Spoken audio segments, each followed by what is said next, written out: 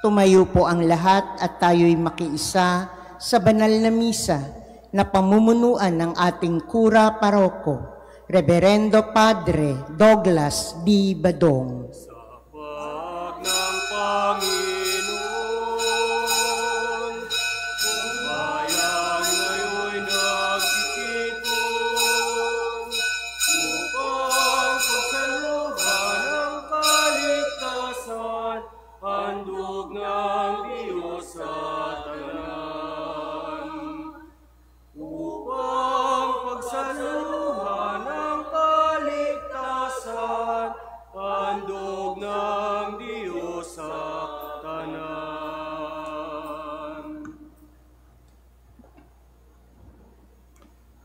Sa ngalan ng Ama at ng Anak at ng Espiritu Santo. Amen. Ang pagpapala ng ating Panginoong Hesus Kristo, ang pag-ibig ng Diyos Ama, at ang makikipagkaisa ng Espiritu Santo naway sumainyong lahat. At sumaiyo rin.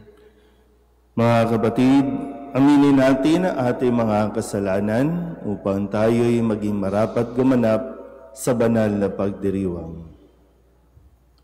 Inaamin ko sa makapangyarihang Diyos at sa inyo, mga kapatid, na lubha akong nagkasala sa isip, sa salita at sa gawa, at sa aking pagkukulang.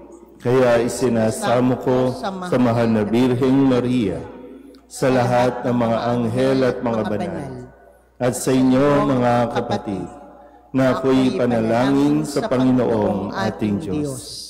Kaawaan tayo ng makapangyarihang Diyos, patawarin tayo sa ating mga kasalanan at patnubayan tayo sa buhay na walang hanggan. Amen. Panginoon, kaawaan mo kami. Panginoon, kaawaan mo kami. Kristo, kaawaan mo kami. Kristo, kaawaan mo kami. Panginoon, kaawaan mo kami. Panginoon, kaawaan mo kami. Manalangin tayo. Ama naming makapangyarihan, ipakita mo ang iyong paglingap sa iyong pag-antig sa aming kalooban, upang ang pamumuno ng gawain mo sa amin ay aming mapakinabangan, at ang mapagpagaling mong katapatan ay aming mapangatawanan, sa pamamagitan ni Jesucristo, kasama ng Espiritu Santo, magpasawalang hanggan. Amen.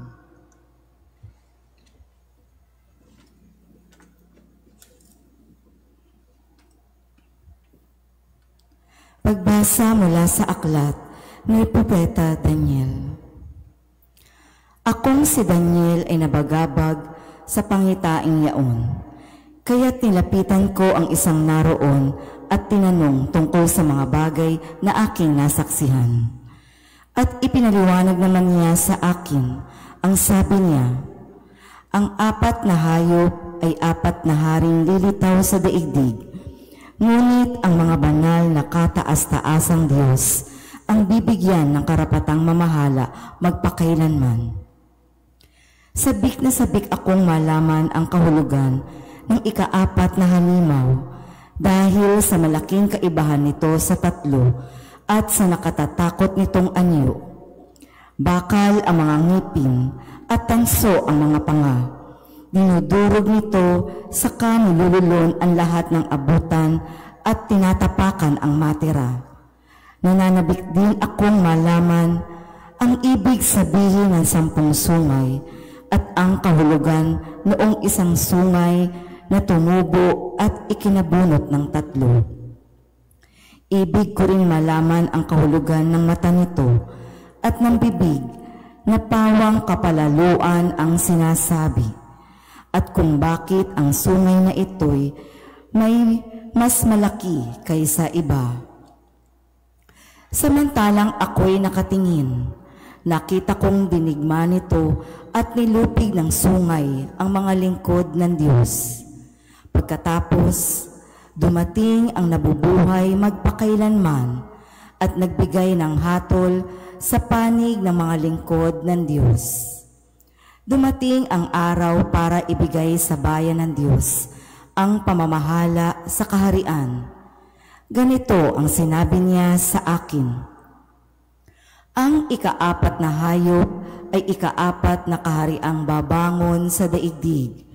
Kaiba ito sa lahat ng kaharian, pagkat masasakop nito ang sandaigdigan, yuyurakan at iiwang luray-luray.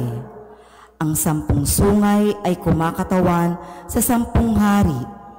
Sa gitna nila'y mayroong isang isisilang. Iba ito sa karamihan at sa kanyang pagtayo. 3 hari ang mabubuwal. Magsasalita siya laban sa kataas-taasan at pahihirapan niya ang mga hirang ng Diyos. Kung maaari, babaguhin ng kautusan at mga gawaing pangrelihiyon, ang mga hirang ay ipailalim sa kanyang kapangyarihan sa loob ng 3 taon at kalahati. Ngunit siya'y hahatulan, kukunin sa kanya ang kaharian at dudurugin siya ng lubusan. Ang kaharian, pati ang karangalan, ay ibibigay sa mga hirang ng kataas-taasan. Sila ang maghahari magpakailanman at maglilingkod sa kanila ang lahat ng kaharian. Ang salita ng Diyos. Salamat sa Diyos. Dakilait papurihan ang poon magpakailanman. Dakilait papurihan ang poon magpakailanman. Lahat ng tao sa daigdig, purihin ninyo ang Panginoon. Awitan siya ng papuri at dakilain magpakailanman. Dakilait papurihan ang poon magpakailanman. Purihin ninyo ang Panginoon, bansang Israel.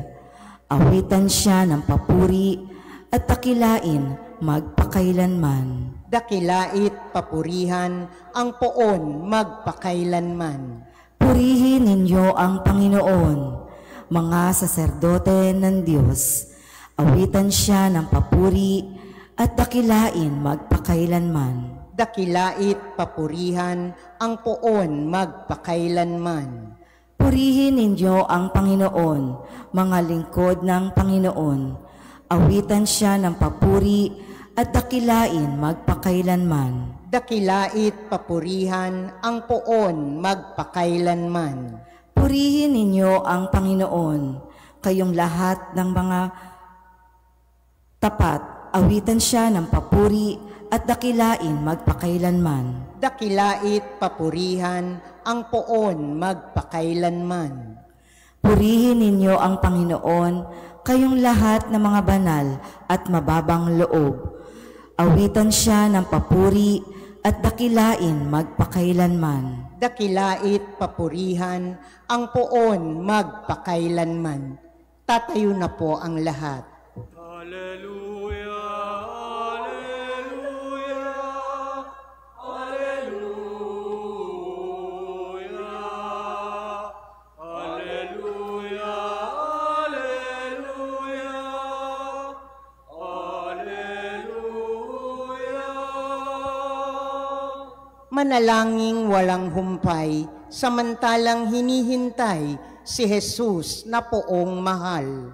Alleluia, alleluia, alleluia, alleluia, alleluia, alleluia. Sumainyo ang Panginoon. At sumaiyo rin. Ang mabuting balita ng Panginoon ayon kay San Lucas. Papuri sa iyo, Panginoon. Noong panahong iyon, sinabi ni Jesus sa kanyang mga alagad, "Mag-ingat kayo na huwag magumon sa katakawan at paglalasing at mabuhos ang inyong isip sa mga intindihin sa buhay na ito. Baka abutan kayo ng araw na yaon na hindi handa. Sabagat darating iyon nang di inaasahan ng tao sa buong daigdig. Kaya't maging handa kayo sa lahat ng oras. Lagi ninyong idalangin na magkaroon kayo ng lakas upang makaligtas sa lahat ng mangyayaring ito at makaharap sa anak ng tao. Ang mabuting balita ng Panginoon. Pinupuri ka namin, Panginoong Hesukristo. Isang magandang umaga po sa inyong lahat. Tayo po ay nasa huling araw. Ngayon po ay Sabado ng huling linggo sa karaniwang panahon. Mamayang gabi, magpapalit na po tayo ng kalendaryo sa pagpasok po ng tinatawag nating panahon ng Adbyento o panahon ng pagdating.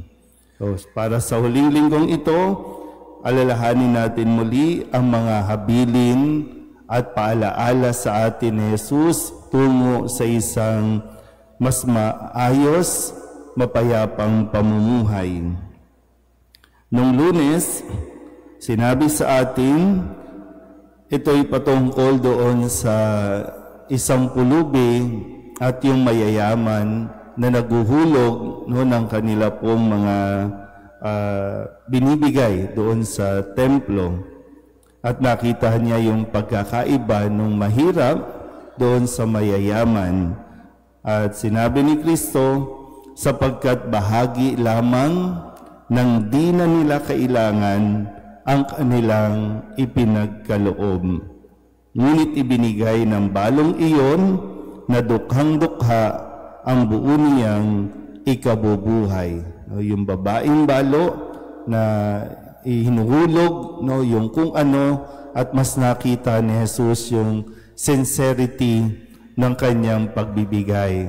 Sabi nga, yung mayayaman, nagbigay sila, pero tira-tira lang, parang sobra lang yon ng kung anong meron sila. Naalala niyo po yung narinig nating paalala sa atin, lalo pa nung panahon ng COVID, di ba? Magbigay ayon sa kakayanan. Kumuha ayon sa pangangailangan.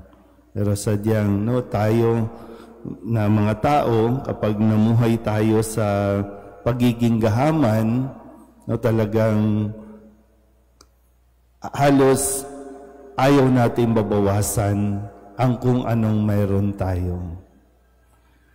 Nung Martes, ang sabi naman ni Kristo, kaya mag-ingat kayo at nang hindi mailigaw ninuman. Minsan nakala natin yung mga nagbigay sa atin talagang napakababait, napaka-generous. Minsan sila pa nga yung pabiktim. Pero sila yung mga nangungurakot, sila yung mga nagsasamantala. Kaya nga yung mahihirap, totoo pala yung sinasabing ang mahihirap, sila ang kayamanan ng mga taong ganid. Kaya maraming mayayaman o mga nasa posisyon, ayaw nilang mabago ang buhay ng mahihirap. Kasi sila ang kayamanan nila. Pag nawala sila, mawala sila. Kaya, muli, mag-ingat at nang hindi mailigaw ninuman. Nung Miyerkules, ang sabi naman sa atin ni Kristo, sa inyong pagtitiis at ay tatamuhin ninyo ang buhay na walang hanggan. So, pagtitiis. Ilan ba sa atin ang pagod na o ayaw na? Pwede namang magpahinga sa pagtitiis.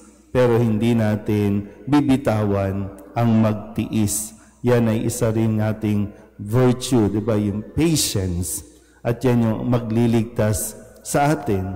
Marami kapag nawawalan ng pasensya, lalo na sa kalye, kaya nagkakaroon tayo ng mga road rage, nagkakaroon ng mga aksidente. At pag nawawalan tayo ng pasensya, ng pagtitiis natin, talagang pinangungunahan natin ang Diyos sa mga desisyon sa buhay natin. Nung Huwebes, ang sabi naman ni Kristo, Ito'y patungkol sa mga kaguluhan sa kalawakan, kaguluhan sa paligid. Ang sabi niya, kapag nagsimula nang mangyari ang mga bagay nito, magalak kayo. Imbes na matakot, magalak kayo sapagkat malapit na ang pagliligtas sa inyo. Kahapon, Biyernes, sabi rin ni Kristo, mawawala ang langit at ang lupa, ngunit ang salita ko'y hindi magkakabula. At ngayon, Sabado, huling araw para sa karaniwang panahon, at papasok tayo, no? Sabi nga, Adbyento, at pag sinabing Adbyento, lalo pa makikita na ninyo ang mga nag-iilawang mga Christmas decors. Ang sabi ni Kristo, mag-ingat kayo na huwag magumon sa katakawan at paglalasing at mabuhos ang inyong isip sa mga intindihin sa buhay na ito. Baka abutan kayo ng araw na yaon na hindi handa. So ngayon, no, gaya ng nabanggit ko kanina, marami po ang nape-pressure. Marami nga ang nagkakagulo na rin kung magkakasya ba ang 500 pesos bilang Noche Buena. Dahil dyan sa mga ganyan talagang nalilit na. Ewan ko ba kung ano nangyayari sa atin. No? Pero yun pa lang, pinoproblema na natin. Pero, di ba, minsan kasi kailangan din talaga nating maihanda ang sarili niya. Hindi sinasabing wag tayong, kaya nga sabi, magalak kayo, di ba? Kahit walang pera, magalak pa rin kayo eh. Kaya lang, yun nga, yung mga panahon na abalang-abala na tayo at ngayon nag-aalala, saan tayo kukuha ng pambili ng bagong damit, pangregalo, yung pang Noche Buena. Kayong mag-alala, may darating naman ang mga package mula sa mga government official natin. Higit pa sa, baka 500 nga lang yung ibigay nila, no? Kasi yun ang pang Noche Buena ng budget ng ating gobyerno. Pero, di ba? Kasi kung babalikan mo naman, from January to November, bago magpasko, nabubuhay naman tayo. Nakakakain naman tayo ng higit sa 500. Bakit tayo mamomblema pagdating ng pang Noche Buena? Ang focus natin dapat pagdating ni Kristo. Ang focus natin si Kristo. Kaya yun, di ba, kadalasan pagdating ng Pasko, nasaan tayo? Pagod. Kaya wala tayo sa misa, wala tayo sa pagdiriwang, kasi nagumon tayo sa mga alalahanin sa buhay na ito. Kaya minsan dito po sa parokya, ang nagiging estilo ko po, no? Yung maging ahead. Kasi ang mga nagsiserve, minsan pagod na. Kaya kapag mayroong celebration, wala sila, aligaga, hindi nakafocus, kasi iyan na yung araw, doon pa lang nag-aayos. Pwede naman. Pwede naman, alam nyo, ang isang mga, yung hanggang ngayon ginagawa ko, alam ko namang magpapasko, alam ko namang, di ba, for the spirit of Christmas, magbigay tayo, di ba? Lalo na may pamangkin kayo, may mga bata kayo sa bahay. Minsan, alam niyo yun, yung January pa lang, pinaghahandaan na. Di ba? Itabi mo na ito, January, maiipon mo na. So, by December, tapos ka na, wala ka nang aalalahanin pa.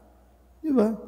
Try nyo lang po, no? Hindi yung one time, big time kasi na kung kailan December, doon ka pa lang talaga aabala at mamumblema saan ka kukuha ng budget, saan ka kukuha. Pwede mo naman ang pinag-ipunan. January pa lang. Itabi mo na, hindi mo namamalayan, di ba? Nakaipon ka pala. May pang Noche Buena ka ng higit sa 500 pagdating ng Christmas. Ganun naman. Kaya sabi, baka maabutan ka ng araw, ng oras, hindi ka handa, talagang kawawa tayo. Pero isa po yan, no, sa sa paglipas ng panahon na natutunan ko. Bakit ako mag-aalala? Ngayon okay na kasi safety na siya. Nandun na, nakatagay na, minsan nga nakalagay na sa envelope, o ilan pa ba ang kulang? O di tapos ang problema. So sana po sayang kasi kung mamomblema lang tayo na mamomblema, lalo na itong issue natin sa pang Noche Buena. Paghandaan nyo na ahead, isipin nyo na ahead. Yung foresight na tinatawag natin. At lalong-lalo na isipin na rin natin kung kailan ba, kung sakali na darating nga ang Panginoon, handa ba tayo? Amen? Magsitayo po ang lahat.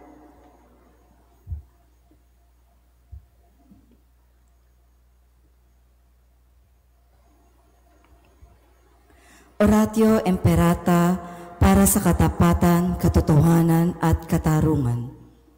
Amang makapangyarihan sa lahat, ikaw ang gumabay sa iyong bayan mula sa pagkaalipin, bilang haliging ulap sa araw at haliging apoy sa gabi.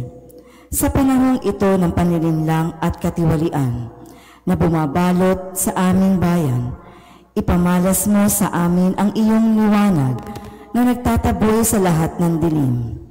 Inaamin namin kami rin ay madalas lumalakad sa kadiliman, sa aming pananahimik, pagkikibit-balikat at kawalang pakialam. Hinayaan naming lumaganap ang kasinungalingan at umusbong ang katiwalian. Patawarin mo kami, Panginoon, at linisin mo ang aming mga puso sa kasalanang bumubulag at sumisira, kasalanang umaagaw ng pagkain sa mahihirap at ng pag-asa sa buong bayan. Ipagkaloob mo sa amin ang mga pinunong kawangis ng puso ng iyong anak, mga pastol na handang maglingkod, hindi mga lobong sumisila sa kapangyarihan ng iyong banal na espiritu. Bigyan mo kami ng lakas ng loob na itakwil ang kasinungalingan, ibunyag ang pandaraya, igiit ang katarungan, at ipagtanggol ang katotohanan. Sa lahat ng aming gawain, pampubliko man o pansarili, upang ang katapatan ay dumaloy sa aming lupain tulad ng ilog, at ang katuwiran ay rumagasa na parang malakas na agos. O Diyos ng katarungan at habag, gawin mong ubasan ng kabutihan ang aming bayan, hindi lason ng kasakiman, manipulasyon at pagkamakasarili, kundi pagyamani ng katapatan, malasakit at pag-ibig. Hinihiling namin ito sa pamamagitan ni Kristo na aming Panginoon. Amen. Maria, salamin ng katwiran, Ipanalangin mo kami. San Miguel Arcangel, Ipanalangin mo kami. San Lorenzo Ruiz at San Pedro Calungsod, Ipanalangin ninyo kami. Handog namin sa iyo, Ama, ang tinapay at alak na ito. Handog ng bayang umaasa, sumasamba't nagmamahal sa iyo.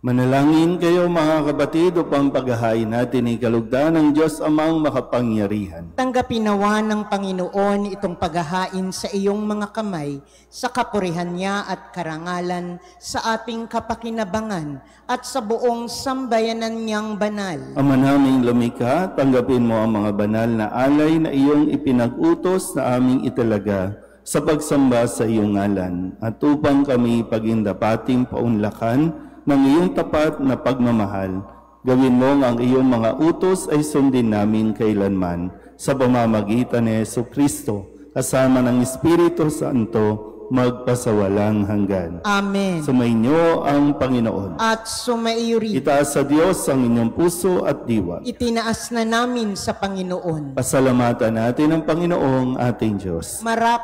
Marapat na siya ay pasalamatan. Ama naming makapangyarihan, tunay ngang marapat na ikaw ay aming pasalamatan. Pinagbibigyan mong ito ay aming maihayag, kahit na ito'y walang anumang maidaragdag sa kadakilaang sa iyo ay likas. Sa pagpupuri namin ang nakikinabang, ay kami ring iyong pinakikiharapan sa pamamagitan ng iyong anak na minamahal. Kaya kaisa ng mga anghel na nagsisiawit ng papuri sa iyo, nang walang humpay sa kalangitan, kami nagbubunyi sa iyong kadakilaan. Santo, Santo, Santo, Panginoong Diyos ng mga hukbo, napupuno ang langit at lupa ng kadakilaan mo, o sana sa kaitaasan. Pinagpala ang naparirito sa ngalan ng Panginoon, o sana sa kaitaasan. Ama naming banal, ikaw ang bukal ng tanang kabanalan. Kaya't sa pamamagitan ng iyong Espiritu, gawin mong banal ang kaloob na ito upang para sa aming maging katawan at dugo ng aming Panginoong Jesucristo. Bago niya pinagtiis ang kusang loob na maging handog, hinawakan niya ang tinapay, pinasalamatan kaniya, pinaghati-hati niya iyon, iniabot sa kanyang mga alagad at sinabi, tanggapin ninyong lahat ito at kanin, ito ang aking katawan na ihahandog para sa inyo.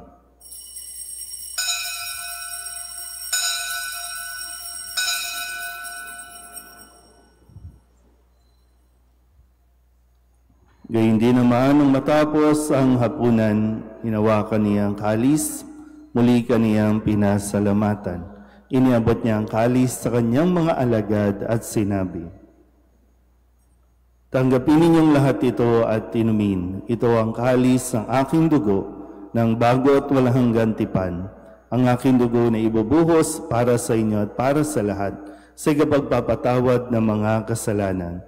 Gawin ninyo ito sa pag-alaala sa akin.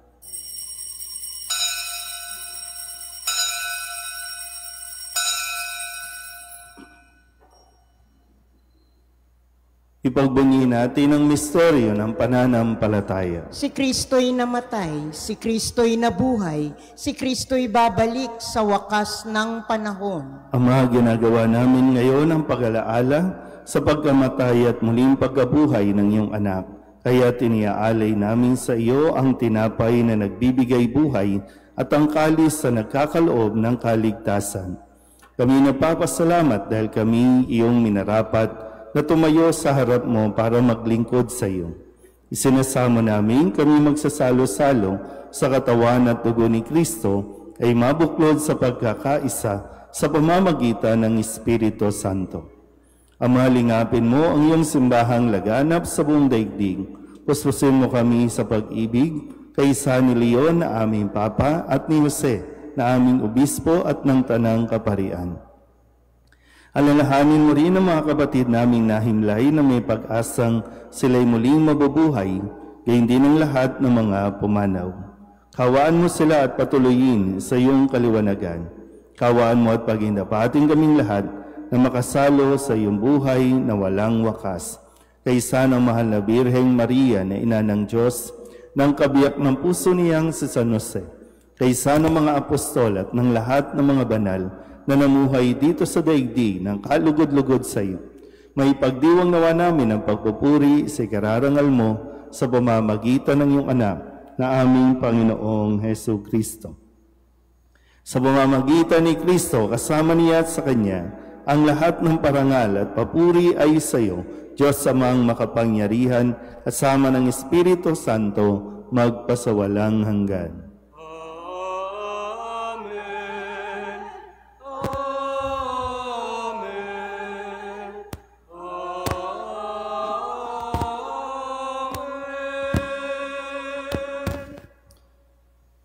Sa tagubilin ng mga nakagagaling na utos at turo ni Jesus sa Panginoon natin at Diyos, pahayag natin ang lakas loob. Ama namin, sumasalangit ka, sambahin ang ngalan mo, mapasa amin ang kaharian mo, sundin ang loob mo dito sa lupa para nang sa langit. Bigyan mo kami ngayon ng aming kakanin sa araw-araw at patawarin mo kami sa aming mga sala para nang pagpapatawad namin sa nagkakasala sa amin. At huwag mo kaming ipahintulot sa tukso at iadya mo kami sa lahat ng masama.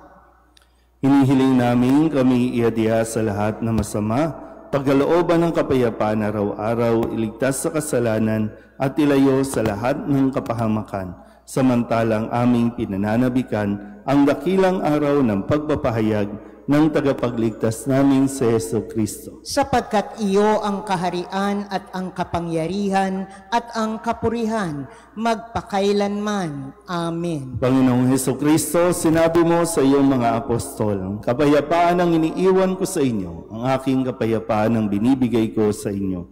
Tunghayan mo ang aming pananampalataya at huwag ang aming mga pagkakasala. Pagkalooban mo kami ng kapayapaan at pagkakaisa ayon sa iyong kalooban, kasama ng Espiritu Santo, magpasawalang hanggan. Amen. Ang kapayapaan ng Panginoon ay laging sumainyo. At sumaiyo rin. Mabigayan po tayo ng kapayapaan sa isa't isa.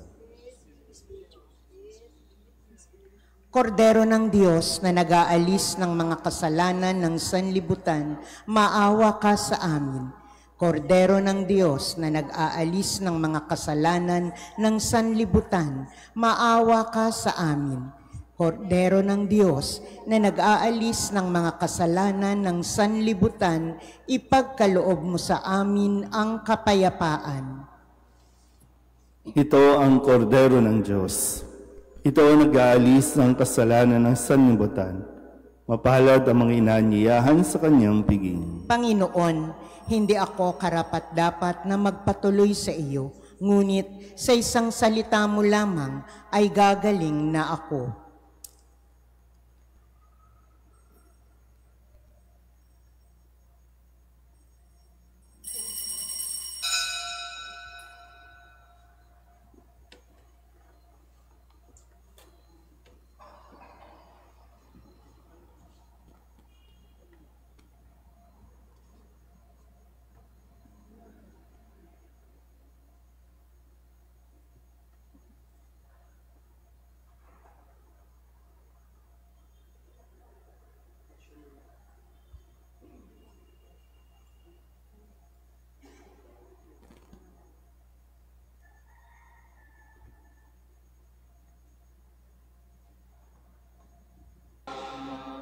Magsiluhod po ang lahat para sa panalangin kay San Jose.